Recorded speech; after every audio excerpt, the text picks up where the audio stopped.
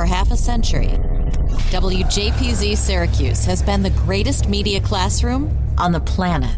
We've trained students from the 1970s to the 2020s on how to run a professional radio station. But the lessons learned and relationships formed go far beyond studios and transmitters. Taking a look back through the eyes of those who experienced it. This is WJPZ at 50.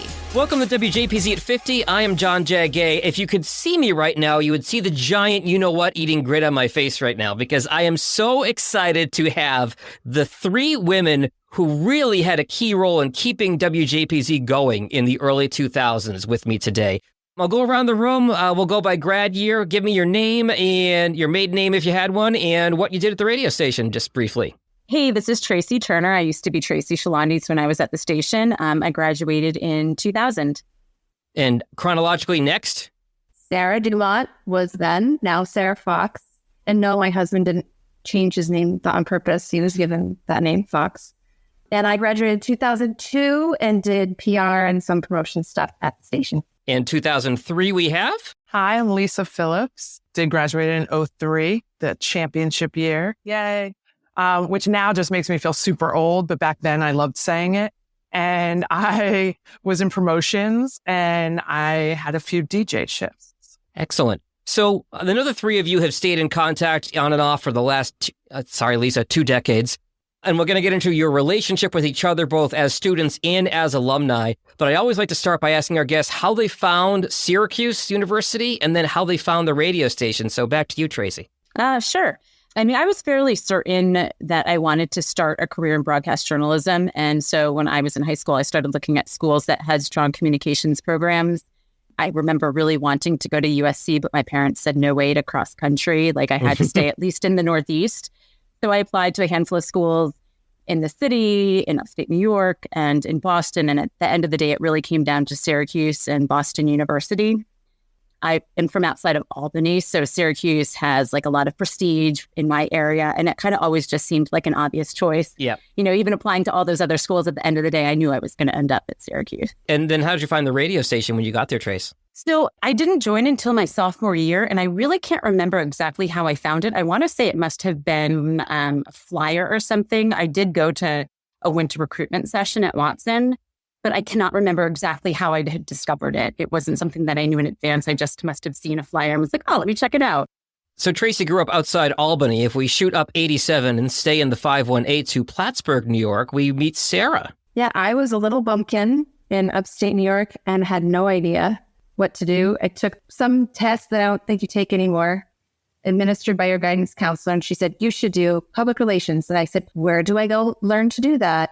And it's still kind of funny to me that you can get a degree in public relations now doing it for 20 years. But I applied to Syracuse, a few other places in the state, and I was equally as excited because I was telling everyone this is a big city because I'm from the tiny little town outside of a small town.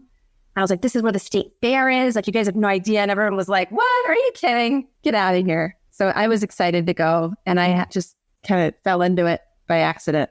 I think I found the station equally in my bumpkin phase of freshman year, just trying to get acclimated. Everyone seemed to be a lot more knowledgeable about what they wanted, and I was still trying to figure all of it out.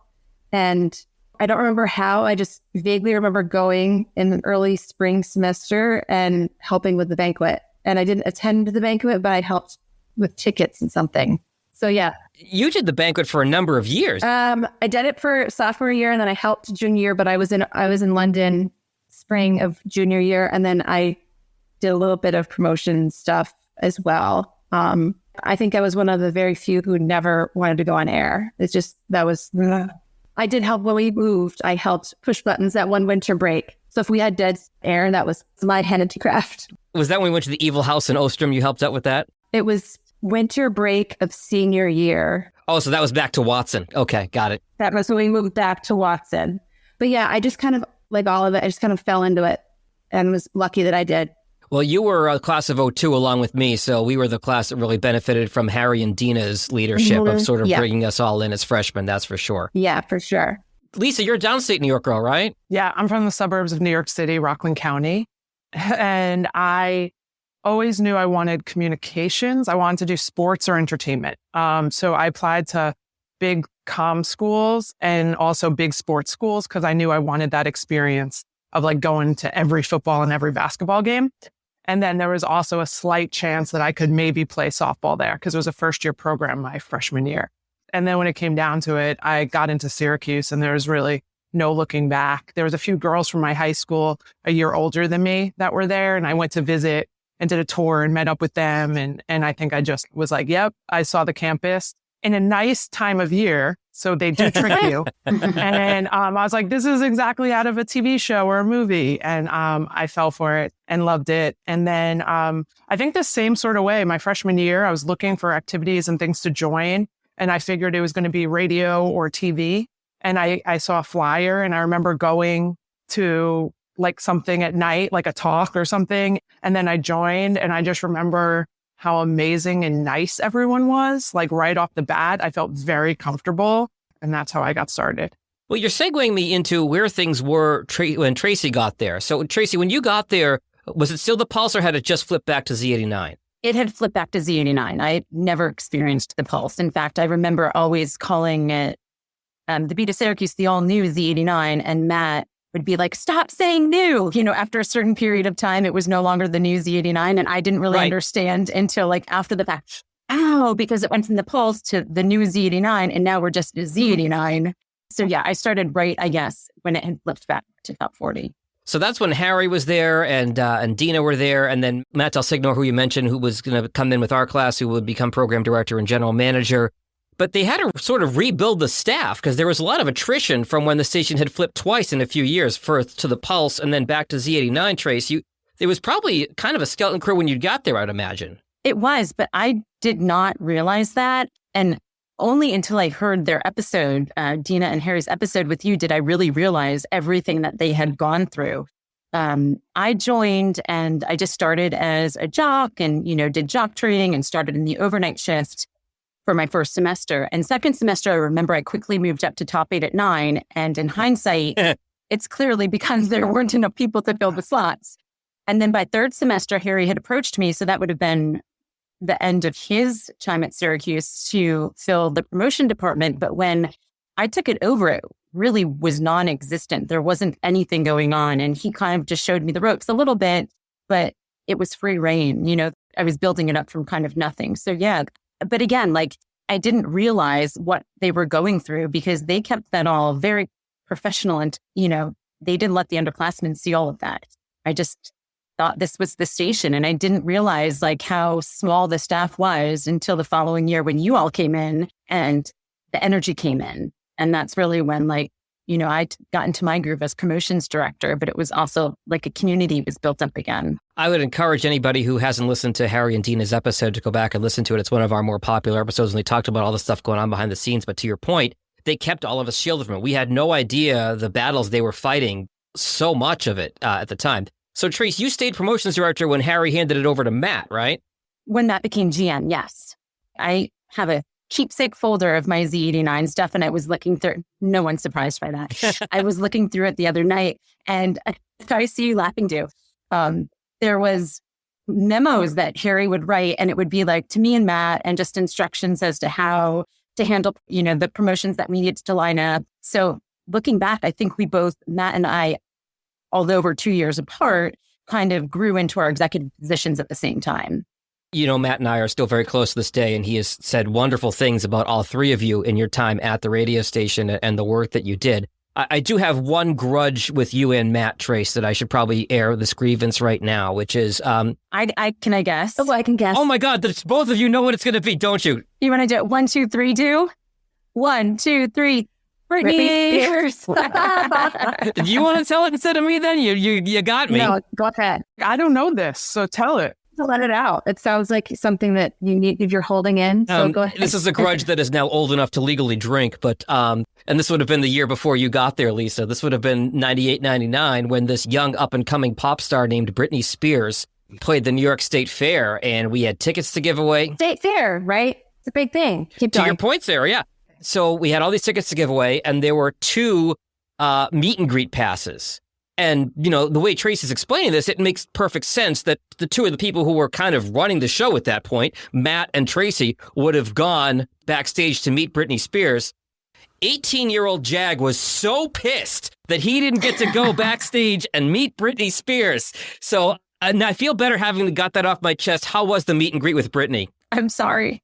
It was great. I mean, that was also a period in my life where, and I still to this day am a pop girl through and through, but Lisa and I had many NSYNC experiences together.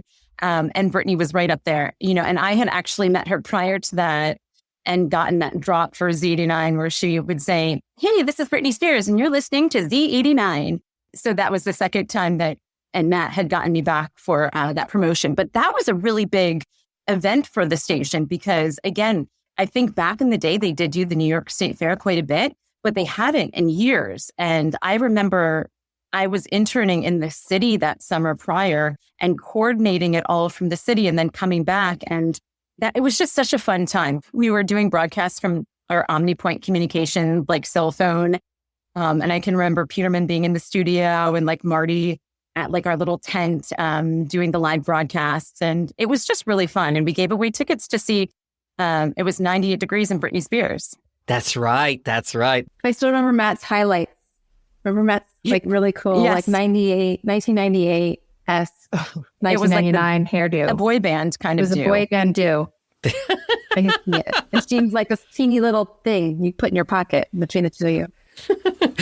And Sarah, again, it's weird to call you Sarah. I know people call you Dumont, maiden name. I'm going to call you. Go for it. I'll answer to anything. There you go. And you and Matt had that in common, both being from small towns in upstate New York, him being from Watertown. You guys became really fast friends at the station, and you came in and really started to come into a leadership role around that time as well, too, right? Yeah, I was like, I didn't have the courage to go on air, and I felt like this person who was hanging out with all these radio people and still trying to figure out what I wanted to do and find my confidence and what I was good at.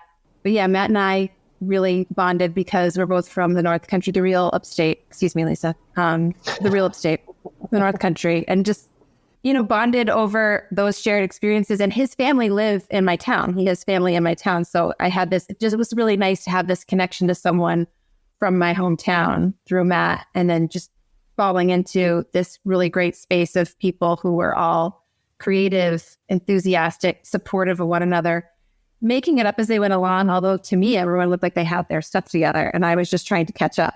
So it was great. How did you come into sort of the executive staff piece of it, Sarah? Do you remember? I don't remember. God, I think maybe my brain's checked a little bit. I don't remember, but I just remember I was a PR girl. I remember we'd always meet at certain times with Dena.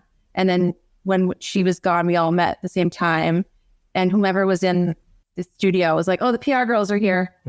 Like this extra fixture that didn't go on the air, that never got in front of the mic, but we helped facilitate stuff behind the scenes. I think it was Matt and I became good friends. It was a role that Dena had served and served really well amongst many other hats that she wore, and they didn't have anybody to fill in the role. So I volunteered at the time to do it, not really knowing anything about what it would mean. And at that time, it wasn't as much external. It was more internal within the broader Z89 network of keeping us connected to the alumni when they would graduate. So the banquet being the landmark event and anything else leading up to that and afterwards. So that was what we focused a lot of our energy on. And just staying connected to what everyone else was doing was really important so that when we were talking to alumni, they knew what was going on at present and how what they had left behind was still going forward at the station. I think that's important because there were times where we had on and off relationship with the alumni. Different years, there were different relationships, and a lot of it, just like so many things over 50 years, have depended on, the personalities involved. But I've got to imagine, you and Matt and now Tracey, the two of you, again, before Lisa came, I'll get to you in a second, I promise. But the two of you must have hit it off pretty quickly too, doing promotions and PR and working together so much. Yeah, and I think, again, we're all from the same part of the state and just had this really candid, down-to-earth dynamic with one another. And it was an extension of the classroom, but it also felt like a job, a real opportunity where we could mess up and it would be okay because you'd have the other person there to pick you back up or to reassure you or to help you figure some stuff out. It was just a wonderful dynamic to be yourself, because oftentimes in the classroom, at least I felt the need to put on a little bit of a performance with your professor or with your fellow students who all seemed like they really knew what was going on, or they were trying to project a certain level of expertise with the professor. Very similar to going into a boardroom or to a client meeting now, but it was just a space where we could just be ourselves, which I loved most of all. And it didn't matter that you weren't on the air. You were just as much a part of the family that we were building over time. It just was great. You're a really inclusive environment. Well said.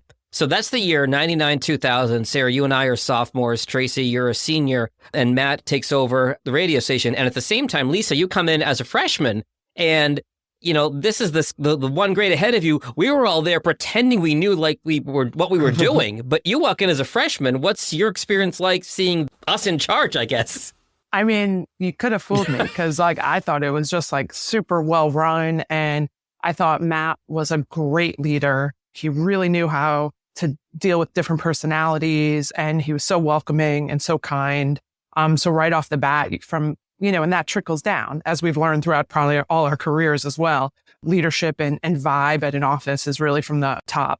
And then, to be honest, and Trace, I don't even know if I've told you this, but like I got in with Tracy because I was in promotions right away. And like, I thought she was the coolest chick on campus. Like I literally was just like a freshman and she's a senior. And like, we became real friends. It wasn't even like, I remember it was before I had like a fake ID and all that. But like, I would go to Tracy's apartment because she had an apartment before she'd go out with her roommates and stuff because I couldn't go out. And like, I'd just hang with them. Like, I just felt like that little sister sort of kind of thing. And we just like became so close. And it was not just for the radio station, but for my experience at Syracuse to like hop in as a freshman and not know my left from my right, and what I was doing. And then to have someone that I really looked up to, and you were so kind to everyone. There was no like, oh, I'm cool, you're not. I'm older, you're younger, who cares? Like, it was just so natural. And then the group of sophomores, with Dumont and Wjpz, and then, with Beth and Jana, like everyone sort of took me in right away. So it was just so cool. I just felt really cool walking into that station and becoming part of the team and getting my 2 a.m. Tuesday night shift where I had to go to the station by myself and freak out that I was alone at 2 a.m. in Watson. But it was also amazing because like there wasn't as much fear because it was 2 a.m. So I'm like, who's listening? And the people that are probably aren't right of mind at that point. And I learned so much from Tracy about in promotions, and like little did I know like 4 years later what I would get into in my career. But I learned so much of what I did there really transferred. And, I didn't know I was going to become a talent booker. I didn't even know that was a job at the time. And some of that really translated from working in promotions.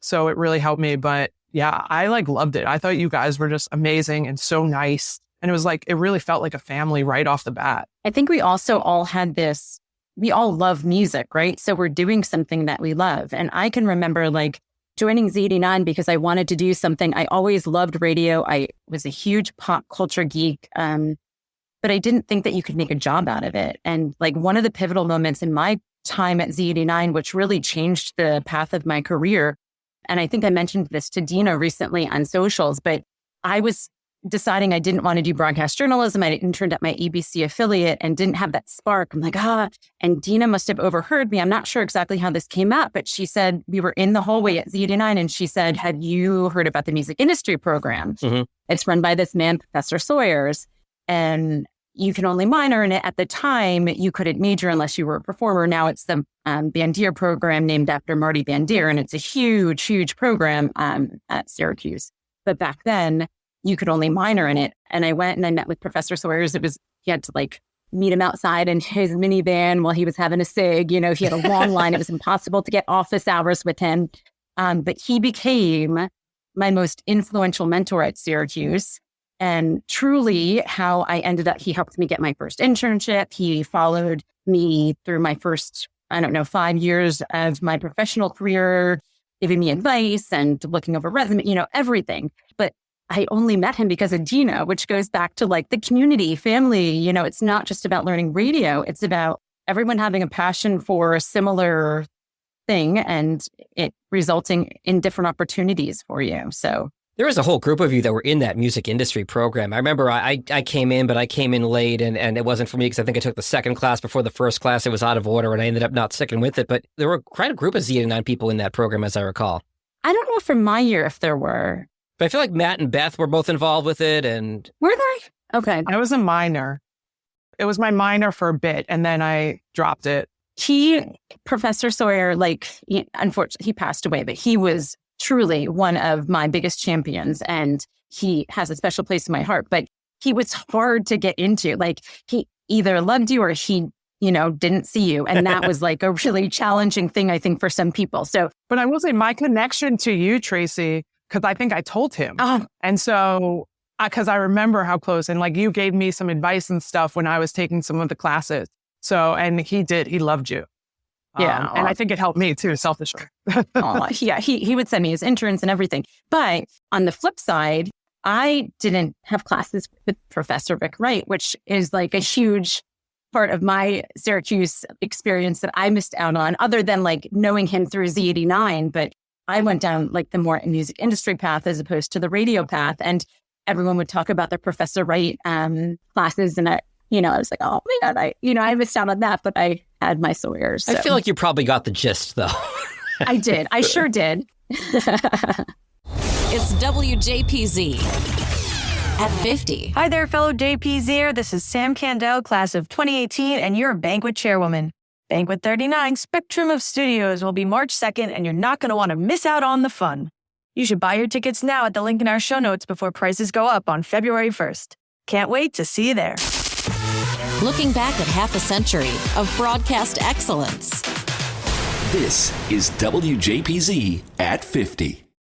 All three of you have talked about the culture at the radio station, and it's something that's echoed through 50 years of this podcast of just, little brother, little sister, big brother, big sister, and just taking everybody under your wing and that warm, common, atmosphere. Sarah, you made a reference to, somehow having to be on at Newhouse and stuff like that. This was totally different. But I feel like, and whoever wants to take this question, everybody on this podcast has talked about experiences specifically they had at the radio station that proved to be valuable lessons from them, both life-wise, career-wise. Anybody have a story that they want to share that kind of comes to mind? I have one. I think it was your senior year, Tracey, when we did, it was like American Idol was huge. Remember we did that in the mall? For Ricky Martin? Yeah, it was like the talent competition. Was it the Shake Your Bon for Ricky Martin? Was that what it was? I didn't remember but I just remember we put this whole thing together. Like there was a stage and we had contestants from the mall. And again, this was just like, wow, we can do this. Like college kids, we can put this together and like it worked. And like there was no real fear of failure. I mean, maybe there was fear of failure, but maybe I didn't know better. So I just was like, oh, this is great. And I think that event really stuck out to me of something like this feels like this is a professional thing. And we put this all together from nuts to bolts. And I just thought that was so impressive that you can do things like, you can do hard things, whatever it is, but like we can do all that. And I think it really gave me confidence. Even the next year, I remember doing some events and I was like, okay, now Tracey's not here. Like, I don't have that safety thing. This is me. And like, we were still able to do it. And I really did carry that throughout my whole career. I think there's something special about the station. Well, first of all, like whether there was any validity to it or not, I always thought that we were competing against the local commercial stations in the market. And that was like that was my mojo. I'm like, oh, we're going to outdo them on this contest. But you had the opportunity to act as an executive in the industry and take it that far if you wanted to. The people that I would cold call or, reach out to fax back then, I was really lucky that I heard back from some of them as a college student at a college radio station. But I think it was just the vibe in there, like, go for it. What do you have to lose, And there was such enthusiasm from everyone to really build the station and make it into something exciting. And we all wanted to do this for fun. And it just, I agree with you, Lisa. I think I carried that into my career too, because I kind of had that confidence built up in the beginning that I did all this stuff at my college station. Like, surely I can do this. Sarah, what comes to mind for you? The one that I'll never forget is not when we were physically at the station, but it was just more, it spoke to the strength of the network, is that when we were graduating, I somehow had, during finals week, all my classes were done. So I lined up interviews in the city, and Matt came with me, and we stayed at Tracey's apartment. And it was just the best. It makes me get a little emotional, even to this day, that Matt and I were just, two little bumpkins from upstate New York, and we bonded and we became really good friends. And he came as moral support for me.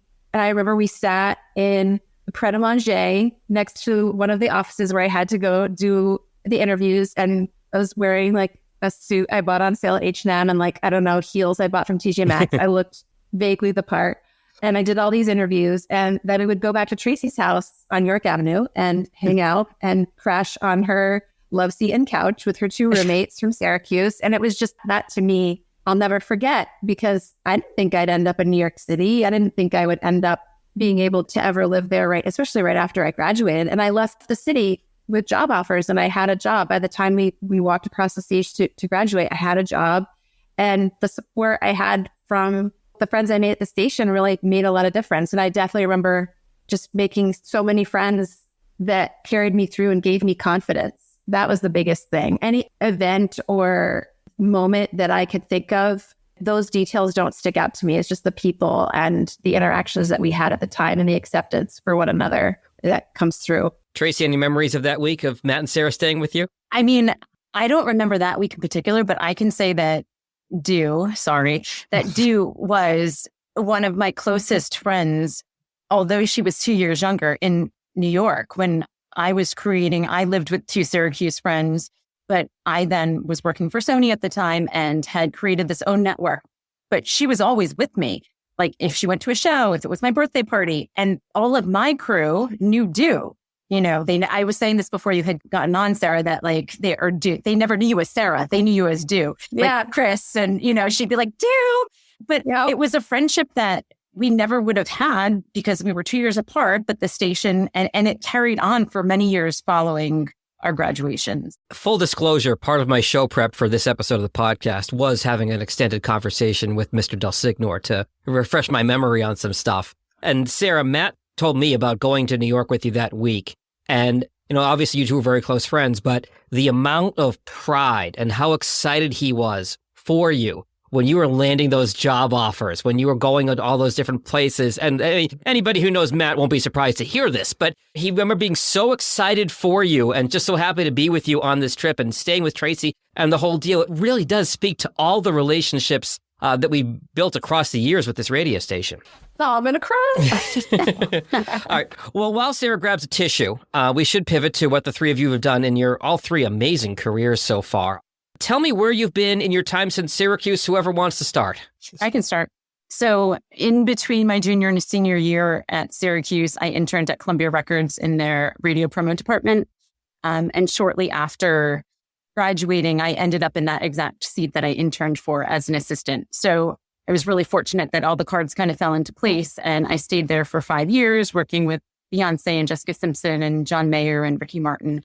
And then I moved to the video promotion department where I worked MTV and VH1 and did TRL. Lisa and I went to TRL many moons before that, before I was actually working it. Yes, we did. So there I worked with 3-6 Mafia and Wjpz and Boys Like Girls and Adele, tons of all of Columbia's roster. After that, I was at VH1 for about 5 years in their in-house music supervision department. It's called Creative Music Integration, and we licensed music for their long-form programming. My claim to fame was Love and Hip Hop. Yes. I do all the music for that. And then for the past 5 years, I've been working with a former colleague of mine from Columbia Records, Dan Pearson, at his company called Lakeside Entertainment Group. Dan and I both kind of grew the ranks together at Columbia in radio, and he stayed that path of radio while I kind of ventured in other areas of the industry. So Lakeside really was founded on radio promotion, but we've kind of grown in other verticals since. So we do touring and digital media and marketing. And we worked with the band Lawrence, who just opened for the Jonas Brothers this past weekend at Yankee Stadium, which was super exciting. And an artist named Therese, who's on tour with Jake right now. So yeah. Let me go back to ask you a quick follow-up on TRL. What was your role when you were working with TRL? So I was at Columbia Records at the time, so I would book artists on the show. So like I'd bring Beyonce or Boys Like Girls to TRL to do a performance. Okay. Or 106 in Park at the time, or the VMAs and BET Awards and all of that stuff. Hughes had music. Yep. Had a music show back then too. So all of the video channels when that was still a big thing. Tracy, do you remember who performed when we went? I do. I don't. I wish I did. I remember my horrific outfit though. For some reason that sticks out in my mind. I can't even explain to you what it was, but who performed? I don't remember. It was an R&B group, Black. Remember them? God. Yeah. I loved Black because they did a song with JC, I think. Yes, I think they did. You're right. Oh my God, I can't believe we saw Black. That's very funny. My one and only time at TRL. It was awesome. That's kind of the thing. Like, you know, I would be in the TRL studios working. I've been super fortunate with my career in that, like, it never has felt like a job. I just have always loved what I've done. And I think I owe Z89 a great deal of that. You know, I think from Z89 and Sawyer's and Syracuse in general. But yeah. So, Sarah, when we left you, you had just landed a job before we even graduate in New York, which makes you among the rarefied Newhouse air of like actually having a job when you graduate. Yeah, I didn't mean that as a humble brag, but yeah, humble brag. Keep going. We're a family. We're all proud of you. Tell us about your career since then. Oh, you're very kind. Well, it's not anything as fun as TRL. And although I would go to Tracy's office and sit there and just let the fun, like through osmosis. And, you know, I owe every Destiny's Child CD that I own, probably still somewhere, to Tracy. But I worked I got a job at a public relations agency that was only healthcare. And I remember we had the CDC, remember? We had the Career Development Center. And you would have, by then, you'd have your very refined resume on, were they zip drives or whatever it was that thing? It was like this big. You could get the discs upstairs at Shine in the bookstore. Yep. Yeah. And you have your little resume on it and you go to so I went in there and an alum from Syracuse had posted a job, an entry-level job at a privately owned communications agency. And I was like, I'm going to apply. So I went to the computer lab, my little drive, and I sent an email. And that just shows how delayed all gratification was at the time. Because then I had several classes and I went back later that day to the computer lab and I had gotten a response. So like 6 hours went by. I think I would have had a heart attack by now if I had to wait 6 hours to get a response on anything. But that's how I got the job, was through an alum at Syracuse who posted through the network. And I stayed there for 9 years. And then I've been moving around within the communications agency industry at different agencies in the city doing healthcare. And then, let's see, I did go back to Syracuse while I was at my first job to recruit. And that was always a lot of fun to take all those experiences with you and then have it manifest in now you're on the recruitment side. It was a lot of fun to see yourself, your eager little self in your H&M suit and your TJ Maxx heels in front of you. It was just really fun. But I think all the experiences so far that I had at the station helped me in client service because I had to have an appreciation for what everyone else was going through and doing so that I could lend myself to be the best counselor, be the best advisor, because I didn't know the actual physically how to do any of the stuff that you guys were doing on air, but I had an appreciation for it and all that kind of lessons. All those lessons really lend themselves to be a trusted advisor, I would say, from a communications end. So I don't do anything with music. I don't do anything with entertainment. It's all pharmaceutical devices, nonprofit organizations, but it's really fun. And I moved, and now I'm a remote employee. I moved during the pandemic back to Plattsburgh. So I get to do that job from up here. It's great. So you get the big New York City job without any of the New York City hassle up in beautiful Plattsburgh, New York. Yeah. It's a really nice commute. I remember you and I haven't stayed in great touch over the years, but just seeing your updates on Facebook and LinkedIn and stuff, and like, well, there's Dumont. She's climbing the ladder and she's got another title, another PR firm, and she's doing amazing things. And how cool, not surprising, but how cool. You know, I remember just like watching from a distance and seeing you climb the ranks through all the different gigs you've had, which has been fantastic. Well, I always thought it was funny when I would hear you on 95 XXX because I grew up listening to that station. I was like, she's not on 95 XXX. And I went and visited you when I was going back to the city. I was visiting my family, and it so happened that you were at 95 XXX the day that I was leaving. And so I remember going to visit you there before I had to get on a plane back from Burlington to the city. And that was so fun. That was really cool. I do remember that day because, so 95 XXX, where I worked for 4 years, Burlington, Vermont, and Plattsburgh, New York are the same radio market. And 95 XXX had a huge following, especially in Plattsburgh. Plattsburgh folks really loved the radio station. So I did nights there for 4 years. And then one day Sarah came in and got to come out and hang out and see the radio station. And I got to brag about my uber successful college friend to everybody there. And then she was back down to the city. So that was a fun day. I do remember that day for sure. That was awesome. All right, Lisa, over to you. I'm excited to hear more about what you've been doing since graduation and where you are now. Yeah. So after graduation, I became an NBC page for about 9 months, which was amazing. I took a year off after college. I will say that. Had a little extra stuff to get out of my system, partying a little bit. Wjpz. I took your tour. You did a great job. Thank you. Yes. That was super fun. I actually loved being an NBC page. Loved it. Made great friends, learned a lot. And it was just a wild time to be 22, 23 and have that gig. And from there, I met the folks at Conan when Conan was still in New York, the last 4 or 5 years of Conan. And I got my first job after the page program there in the talent department. Who knew, like Trace said, all my pop culture random knowledge would actually come in handy one day. And so I was able to start there in the talent department. And I got to book my first guests ever during my Conan years. It was Charles Barkley, and it was an athlete. Huh. Yeah, her on-air personality at the time. And then from Conan, when he moved to LA, I stayed in New York, and I moved over to Fallon. And I was a booker for Fallon during late night years. And then I moved out to LA for a few years, and I worked for Larry King. Mm-hmm. Then from there, after 3 years in LA, was ready to come home to New York. I realized I am definitely an East Coaster. And I have been at the Players Tribune. It was just my 8-year anniversary, which is nuts. Wow. Yeah. And Jag, who would have thunk it? Eventually working for a company that Derek Jeter started. So Jag and I have been on opposite ends of the sports spectrum, our whole friendship, knowing each other. But yeah, and so I've been here in athlete relations, talent relations for 8 years.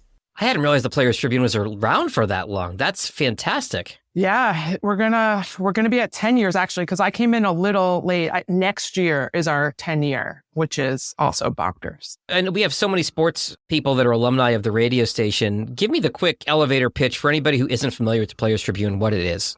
Sure. So it is a athlete first editorial site. It's everything as a first person narrative from the athlete. So whether that is a written piece, a podcast, branded content that's sponsored by something, or original video, everything is athlete led.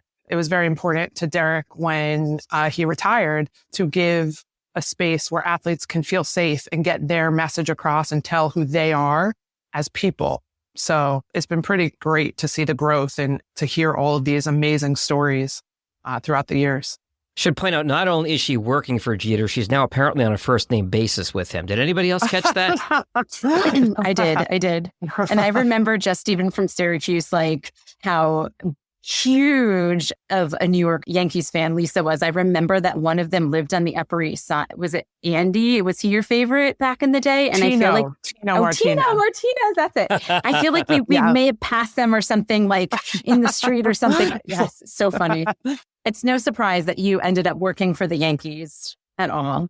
So this segues into the story that Lisa and I were laughing about before the rest of you hopped on. So Lisa and I were next door neighbors on South Campus. It was her junior year, my senior year, and just small world. It just happened to be that way. And everybody knows me, knows I'm a big Red Sox fan, so we did have that rivalry for quite some time. So in the time that I was in college from 98 to 02, the Yankees won the World Series my freshman year, my sophomore year, my junior year.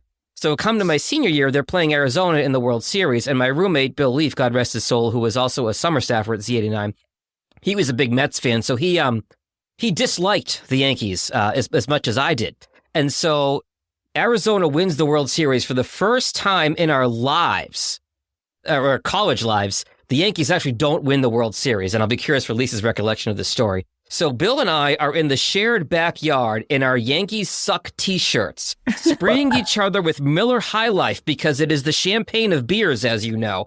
celebrating the Yankees finally lost, and we weren't going to be surrounded by a campus of Yankee fans rubbing our faces in it for the first time ever. And Lisa was not happy. She was about to call, as I recall, she was about to call public safety on us. And anybody who knew my roommate Bill knew he could charm his way out of anything. And I think he talked her out of calling public safety on us. What's your recollection of that story, Lisa? That's so funny. Because I was very attached to the Yankees. They were my team. So I just remember, I just thought your gloating was a bit much. And I got really offended by it. I took personal offense. And I also knew that if the Yankees lost that World Series, Tino would most likely not be re-signed. Oh. So it was this double whammy. Oh. Yes. And I was just like, and the win was there. Like, it should have been the win. So I was just like so upset. But yeah, but there's so much. I just remember anytime if the Red Sox were winning or the Pats were winning, you would be so loud in your side. And we would bang because we were literal neighbors. Yeah, we shared a wall. Yeah, we shared a wall. So and we would start banging on the walls. And so I was not the best loser. But I will say, though, I have gone to Syracuse, like, when we made it to the Final Four in the Elite Eight. I've traveled post-graduation because who had the money back then to do that? Right. I remember being in Chicago, and I still have that fire in me because people were getting down on Cuse, and I was pissed. So I still have that. I'm competitive by nature. But looking back now, it's so fun. And it was actually awesome that you were next door and we had that. But at the time, I was not happy. Public safety, that's so funny. It was 80 some years of frustration at that point before they finally won. And it's funny, the Yankees fans and Red Sox fans will tell you the rivalry now is not what it was in the 2000s. Not at all. It was intense. Yeah, it really was. It was fun and when you go to Yankee Stadium, it was half Red Sox fans. It wasn't even like, it didn't feel like a home game a lot of the time. Like, you'd be surrounded by Red Sox fans. Yeah, Yankees fans would infest Fenway like termites. Yeah, it went both ways. So all right. So while we're on the subject of funny stories, any other funny stories, station or station related, that come to mind for any of you? Not funny, but I remember I would just always, because also then my sophomore year, I lived in Del Plaine, and you worked the desk. I love that. I love that job. I know. And I would always just like come down to want to hang with you. Because it's funny you say all these things, but I always was I admired you as well. Like, just in like the sense of you, I just felt like you had it together. Like, it's so funny to hear you didn't think you did. And I was just like, I thought you so much had it together. And like, even just like doing your work and like working the Del Plaine desk and like telling stories. So I feel like I would sort of stalk you down there whenever I was home and you were working. I don't remember exactly, but I remember, again, I loved pop music. That goes without saying. And I think it was Destiny's Child, Say My Name. Do you remember this too? And I think like you and Matt like may have gotten upset with me because I was playing it on like repeat in his office over and over and over. And you're like, someone take the CD away. Yeah, I remember that day. Yeah. I will always associate Say My Name and Genie in a Bottle with being in that station. Yes. Like walking in at any moment, one of those songs was playing. Statistically speaking. Genie in a Bottle makes me think of the fair right around that time. Yeah. I played it nonstop around the fair time. Spring 99. Yeah, absolutely. I also remember, not that it's super funny, but I remember one banquet. It must have been my senior year. And I had to go with you to get like balloons for it. Oh my God. And we balloons? had to like yes. pack them into your car. I'm surprised we didn't get in a car accident. I mean, we had so much fun doing random stuff. It was like my Mercury Sable or like whatever it was. It was my it was, what's the one that's up from that? And then I had two different used Mercuries. Grand Marquis or? No, not that posh. The one in between. It was my great aunt's old car. And oh my God, it was a great car. Topaz. Oh, wait, no. The Topaz was my first car, then the Sable. So yeah, it was the Sable. And we packed in all of these like teal, silver, and white balloons. And we were at some Party City, whatever it was, off of 81. And it was raining. And we had to get back in time. And I still remember the picture that you took. And I was like getting ready to drive. And I'm like, I'm going to get in the car wreck. My job was like to keep them away from you so that you could see. Yeah. I mean, lots of fun times. No, I just remember a lot of, like, anecdotally, I can't remember the specifics of why, but just laughing together with everybody, whether it was at the station, at a party, or you're going down the street. Like Jag, I think when I moved senior year, our spring semester, I moved from South Campus to Ackerman, and you guys were all down on the other side of Ackerman. And I remember I'd be walking by, and you guys would be on the porch, and you're just like, "Hey, Dumont, how are you?" You know, it was just so great that wherever, like, didn't really matter where you were on campus or off campus, you would run into someone, and it didn't matter if you weren't invited, you were then invited, and you were included. That's what I loved about it, is that everybody was just so welcoming and friendly, and that was the best part of it. Because, like I said, I think there was a lot of performative behavior in the classroom. And it was just nice to step out of that and just be real. It was just a group of real people having fun, trying on something, learning along the way, making mistakes. It was great. Was there a Halloween party at Country Club? I remember that. Was that a thing? Did Z89 do that? Probably. Z89 did a lot of stuff at the Country Club. I remember that stuff. Our Friday night party episode with Splice, Komar, and Double A was, they told some Country Club stories in that one, if you want to go back and check that out as well. But yeah, I think we had a lot of clubs. We had the send-off party for Donovan McNabb when he got drafted. We had a lot of events at that club, which in hindsight may not have been the best venue for us. That's funny. Yeah, this was a special group. It really was. Everyone, even when I left, and I remember, we went to Tracey's wedding. Yeah, we sat with Adrian and Matt. Yeah, we sat with Adrian and Matt, and it's just nice and with social media, you know, the pros and cons of it all, but it really is nice because I feel like through that, I've been able to keep up with everyone and what everyone's doing. And I feel like I know. So even if you haven't spoken all the time, it's just so nice to see you guys always. It will always bring the biggest smile to my face anytime I see a Z89er. And I know, Tracey, we had squashed. We're going to meet up in person. We don't live that far from one another. Yes, for sure. You know, but it's just really special group.